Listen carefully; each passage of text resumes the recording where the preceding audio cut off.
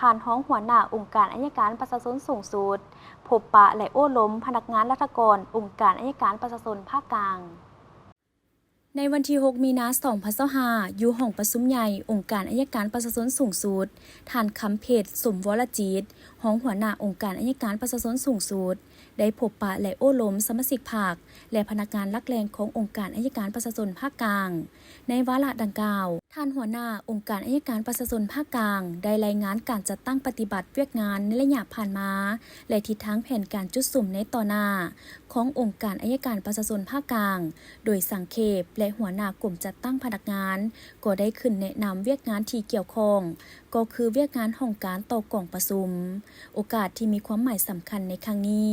ท่านคำเพชรสมวรจิตได้ให้เกียรติมีคำเห็นโอ้ล้มและได้แสดงความย่องยอสมเสยต่อการซี่นำพา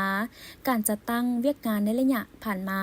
พร้อมทั้งยังได้เน้นให้คณะภาคคณะนำสมาชิกภาคพนักงานราชการให้ถือสำคัญเวียกงานศึกษาอบรมเวียกงานการเมืองแนวคิดจรรยาบรรณจริยธรรมของพนักงานอัยการประชาชน